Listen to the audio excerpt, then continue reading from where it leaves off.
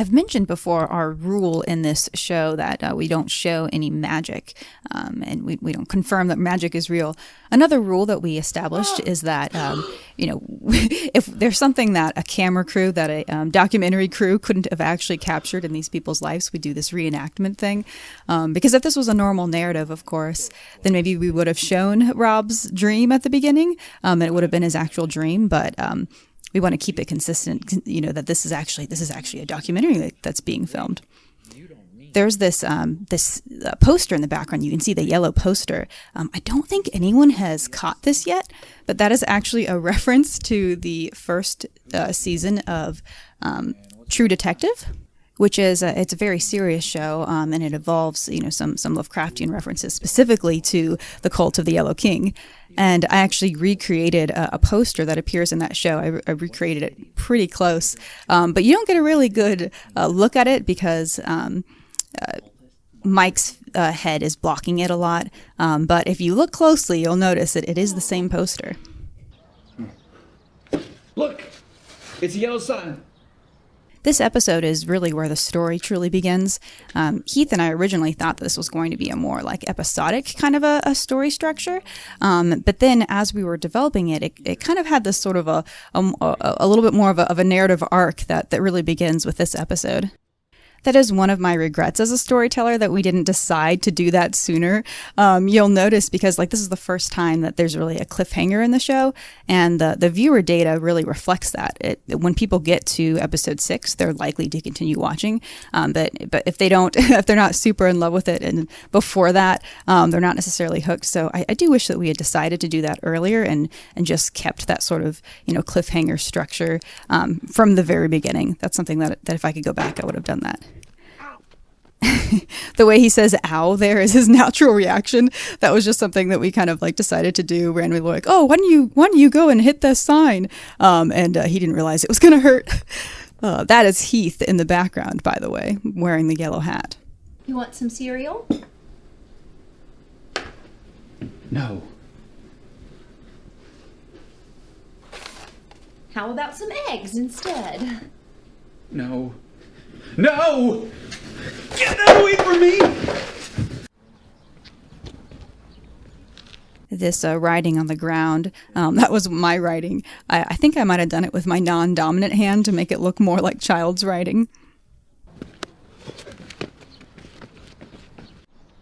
This right here is the one shot in the show that is not done by Brennan.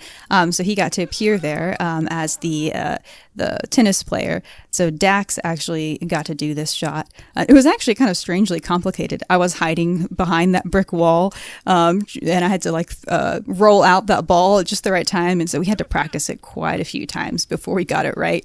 And we had a lot of takes before we finally had all those moving pieces timed just right. For the last 3 days, I've been tormented by the color yellow. Who knew there were so many yellow things in this world? Their cult has gotten into everything. Mike is right. They are after us. So I've called an emergency cultist meeting to deal with the issue. The yellow bench, which comes into the moment soon, where they reference the yellow bench. So that was something that Heath and I wrote in. Because so we had the scripts kind of like an early draft of it when I came down into Alabama, and then we did further drafts while we were working on it together, and we were doing that while at the same time we were location scouting.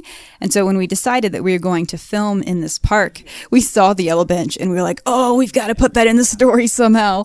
And so that we wrote it in based on the location. So the location came first. Where are you going? To get Shane a camp. We need backup. And that was the very last shot of the show. I remember that right there was the very last thing that we filmed, him saying we need backup.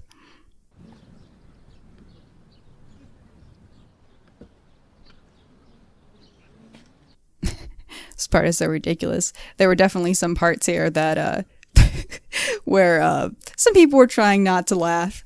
We just kind of let them, we just kind of brainstormed on the spot. We're like, oh, let's just come up with a bunch of ridiculous things for these characters to do while they're watching the bench. And so the cast came up with some ideas too.